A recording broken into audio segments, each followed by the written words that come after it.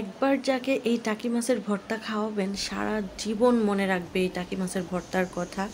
Just একবার মানে এই টাকি মাছের ভর্তাটা খেতে এতই মজা, খুবই ইউনিকভাবে আজকে এই টাকি মাছের ভর্তাটা আপনাদেরকে বানিয়ে দেখাবো।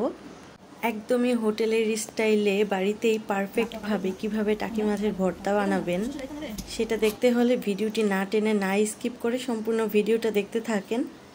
আশা করি আমার ভিডিও দেখে যদি এই টাকি মাছের ভর্তার রেসিপিটা তৈরি করেন তাহলে এর স্বাদ কখনোই আপনারা ভুলতে পারবেন না। তো এখানে দেখতে পাচ্ছেন কিছু টাকি মাছ খুব ভালোভাবে মাঝখান থেকে অল্প অল্প কেটে তারপর কিন্তু ধুয়ে পরিষ্কার করে নিয়েছিলাম। তারপর হচ্ছে এই টাকি মাছের মধ্যে পরিমাণ মতো হলুদ গুঁড়ো, মরিচ গুঁড়ো, স্বাদ মতো লবণ, সামান্য একটু পরিমাণ আদা রসুনের পেস্ট একসাথে দিয়ে হাত দিয়ে খুব ভালোভাবে মাখিয়ে নিব। তারপর হচ্ছে চুলার মধ্যে কড়াই বসিয়ে কড়াইটা খুব ভালোভাবে গরম করে নিব। আপনারা দেখতেই পাচ্ছেন কড়াইতে তেল দেওয়ার পর সাথে সাথে তেলটা একটু বলক চলে আসছে। তারপর তেলটা কড়াইতে ঘুরিয়ে ঘুরিয়ে মাছগুলো দিয়ে দিব, তাতে করে মাছটা কিন্তু লেগে যাবে না। যখন মাছটা উল্টাবো তখন হচ্ছে মাছটাকে খুব সুন্দরভাবে উল্টিয়ে নেওয়া যাবে। টাকি মাছের ভর্তার রেসিপি আমার খুবই পছন্দের একটা খাবার। টাকি মাছের ভর্তা দুই রকমভাবে তৈরি করা যায়, একটা হচ্ছে শিলপাটায় বেটে, আরেকটা হচ্ছে হাতে মেখে টাকি মাছের ভর্তা। আজকে দেখাবো শিলপাটায় বেটে কিভাবে টাকি মাছের ভর্তার রেসিপিটা আপনারা তৈরি করবেন সেটাই। এইখানে কিন্তু আপনারা দেখতে পাচ্ছেন টাকি মাছগুলোকে খুব মচমচা করে একদম ভেজে নিয়েছি। দেখতে কত সুন্দর লাগছে, একদমই ভাজা ভাজা করে খুব ভালোভাবে ভেজে নিতে হবে, আবার যেন পুড়ে না যায় সেদিকেও লক্ষ্য রাখতে হবে। যাই হোক, মাছগুলোকে খুব ভালোভাবে ভেজে তারপর কিন্তু চুলা থেকে নামিয়ে নিচ্ছি।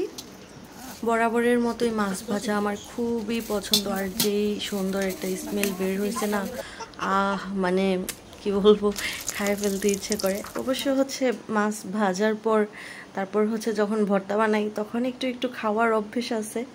তারপর যাই হোক, এখানে কিছু শুকনো মরিচ কিন্তু মাছ ভাজার পরে আবারও ভেজে নিব সবগুলো একসাথে, কারণ একটু ঝাল ঝাল না হলে ভালো লাগবে না।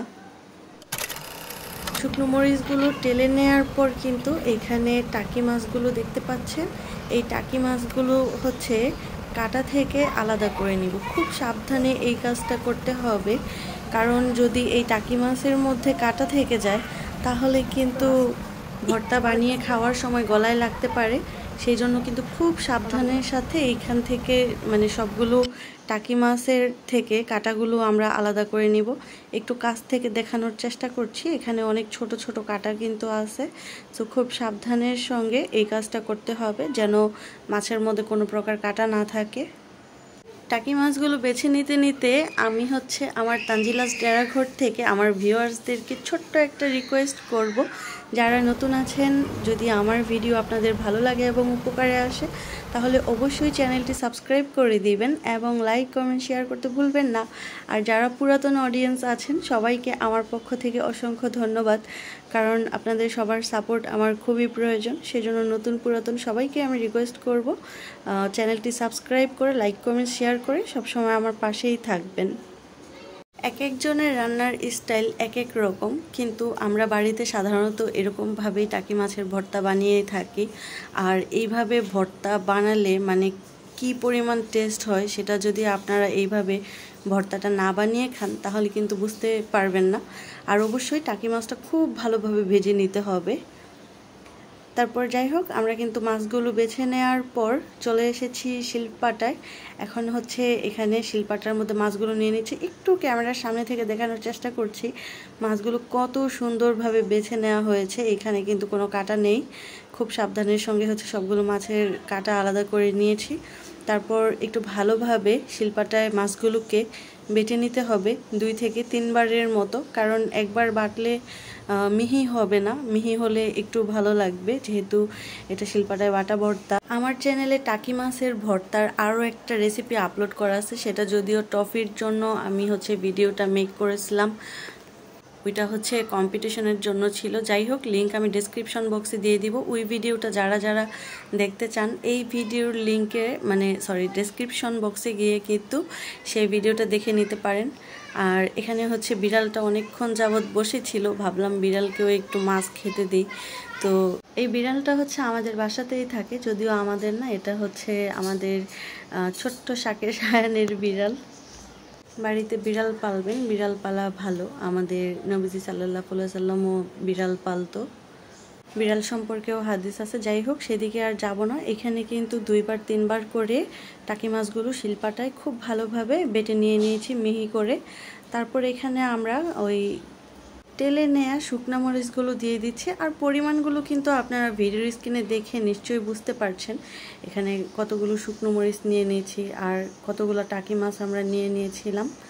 তারপর হচ্ছে শুকনো মরিচগুলো একটু ভালোভাবে 2-3 বার করে মিহি করে বেটে নিব। যদিও ভিডিওটা আসলে একটু বড় হয়ে গেছে, আর টাকি মাছের ভর্তাটা বানাতেও একটু টাইম লাগে, সো সেজন্য ভিডিওটা একটু বড় হয়েছে। আর আপনাদের বোঝার জন্য হচ্ছে, যেন সম্পূর্ণভাবে ভালোভাবে আপনারা বুঝতে পারেন, সেজন্য হচ্ছে ভিডিওটা একটু লং করা। তারপরে এখানে পরিমাণ মতো কিছু পেঁয়াজের কুচি দিয়ে দিচ্ছি। পেঁয়াজ কুচিটাকেও কিন্তু খুব ভালোভাবে বেটে নিতে হবে, আবার একেবারে মিহি না হলেও চলবে। যাই হোক, পেঁয়াজটাকে আর মিহি করতে চাচ্ছিলাম না, তবুও হচ্ছে আরও একটা বাটা দিব, কিন্তু হাত দিয়ে এখানে মরিচের সাথে মাছ আর পেঁয়াজ খুব ভালোভাবে মাখিয়ে নিব। একটু ক্যামেরার সামনে থেকে দেখানোর চেষ্টা করছি ভর্তাটা দেখতে কতটা লোভনীয় দেখাচ্ছে, মানে ভিডিওতে দেখলেই আসলে খাইতে ইচ্ছে করে। তো যাই হোক, আরও একটা বাটা দিয়ে নিচ্ছি, কারণ পেঁয়াজ মরিচ সব তো একসাথে মিক্স হতে হবে, তাই না? এখন এই পর্যায়ে যেটা করতে হবে, এখানে স্বাদ মতো লবণ দিয়ে দিতে হবে। লবণ দিয়ে ভালোভাবে মাখিয়ে নিব। তারপর হচ্ছে দিয়ে দিব সরিষার তেল। সরিষার তেলটা দিয়ে খুব সুন্দর একটা স্মেল আসে, তো আরও একটু তেল লাগবে। পরিমাণ মতো সরিষার তেল দিয়ে আবারও ভালোভাবে মাখিয়ে নিচ্ছি। এ পর্যায়ে আর বাটাবাটির প্রয়োজন নাই, দেখেন কতটা লোভনীয় লাগছে। আর এই ভর্তাটা গরম ভাতের সাথে খেতেও কিন্তু বেশ মজা। এমনিতেই নিমিষেই হচ্ছে এক থালা ভাত শেষ হয়ে যায়। এরকম টাকি মাছের ভর্তা কার না পছন্দ।